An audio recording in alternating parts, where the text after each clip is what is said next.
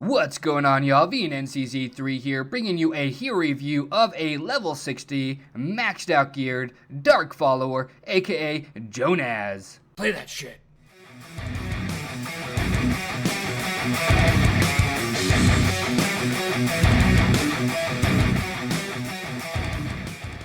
Alright, y'all, big disclaimer here. It's going to cost $675 to take this hero from 0 to legendary.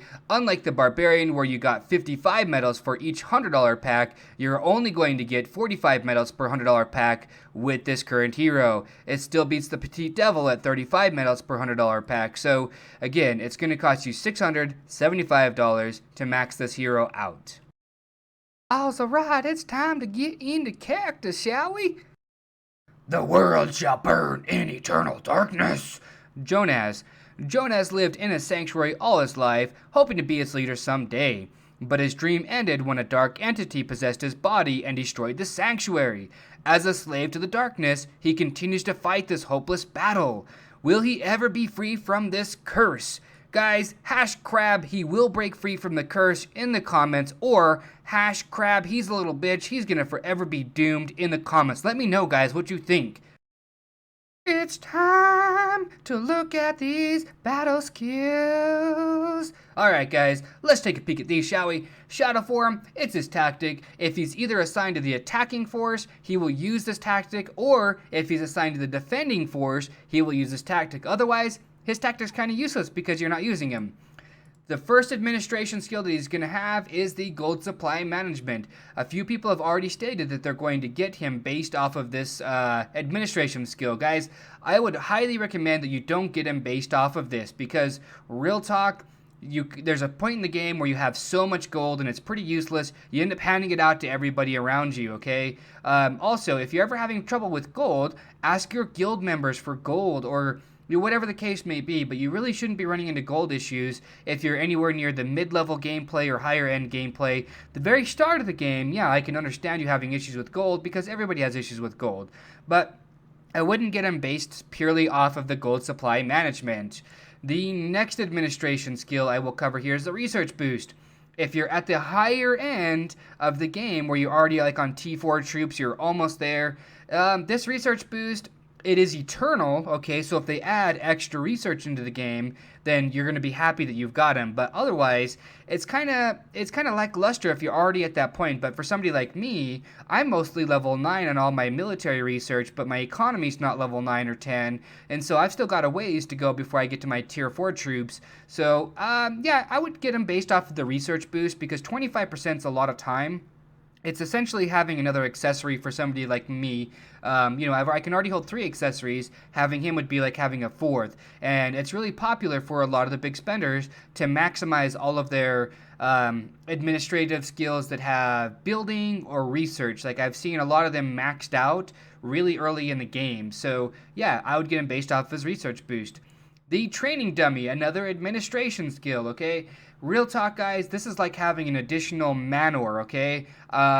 There comes a point in a time where you got to decide, do I have faster training speed with a level 25 manor, you get a 2% attack boost to all of your military, or do I have more infirmaries because a level 25 infirmary is going to give you 5% max HP on all your troops? There's a time, okay? So he kind of helps compensate for having an additional infirmary, or he's going to further boost your troop production speed, okay? So he's a siege type of hero. I don't really use siege, guys. I don't build siege at all because the walls are so flimsy in this game that it just really doesn't help you out by having a wall with 1,000,000 hit points or whatever the case may be, because the wall comes down relatively really fast. In case anybody's curious, guys, I would not recommend using Jonas inside the Colosseum purely based off of his hit points. Before we get into Jonas's hero skills, something of note is that his hero skills get a major boost in quality based off of his hero grade. Holy Blessing, it's an active skill, casts a rejuvenating light, restoring nearby allies' hit points in a medium area around the target and increasing attack for 5 seconds. It's going to restore 7,266 hit points. It's also going to increase their attack by 345. This is what the skill looks like. After an ally has taken damage, Jonas will not only heal them, but he will also increase their physical attack. Dark Unrest, active, unleashes dark magic to engulf the enemy from long range, dealing damage to all enemies in a line and disabling enemies' magic for 3 seconds. Deals 3,632 magic damage, also disables enemies' magic. Chance to inflict condition increases with skill level, 100% chance if the enemy is below your current hero level. This is what the skill looks like. Jonas puts his arms together, and in just a brief moment he shoots out a black crow-esque shape in a long wide line, disabling magic use from enemies hit by it. Holy Barrier, it's a passive skill. The purity within Jonas summons a wall of light, increasing allies' magic defense. Increases all allies' magic defense by 150. This skill is in constant use, so there is no visual effects. Jonas' ultimate's called Eerie Veil. Gathers dark energy on the enemy from long range, dealing damage to all enemies in a cone, reducing magic attack for 8 seconds. It's going to deal 5,201 magic damage, also reduces the magic attack of the enemies hit by it by 345. This is what the skill looks like. A flash of light happens, Jonas puts his arms together, and as you can see right here, the ultimate is really long range, and it also has a really wide area. Anybody hit by Jonas' ultimate is instantly engulfed in his shadows and has a chance to reduce their magic attack. Let's see what Jonas can do uninterrupted on Elite Hero Chapter 8-3. Alright y'all, something real important to note here is that every enemy inside this Elite Hero Chapter is going to be level 65, making it much harder for my level 60 heroes to apply conditions onto them. Also, this is the team setup I'm going to be using. It's a damage over time setup. I'm using Petite Devil and Incinerator because they both apply damage over time effects. Also, I replaced my Prima Donna with Jonas because between Jonas and Rose Knight, they can pretty much keep my team setup alive.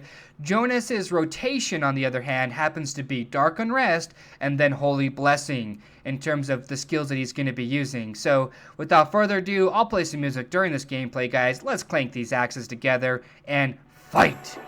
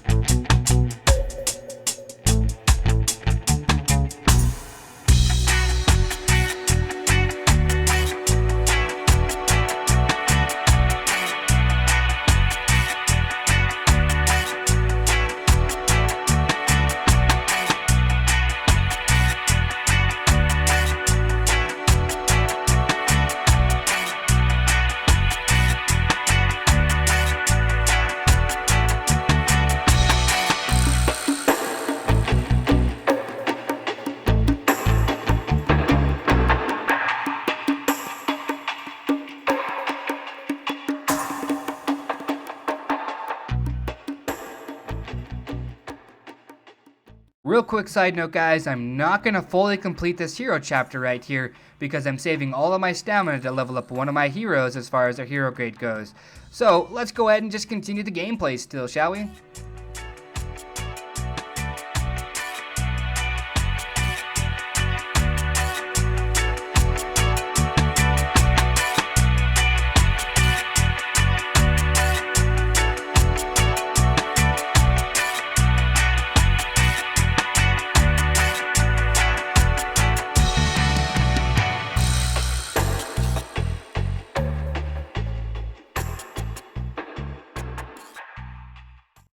And as you guys can see, the only hero that's left here is the Oathkeeper. Hopefully you guys like this hero review. If you guys did, let me know in the comments.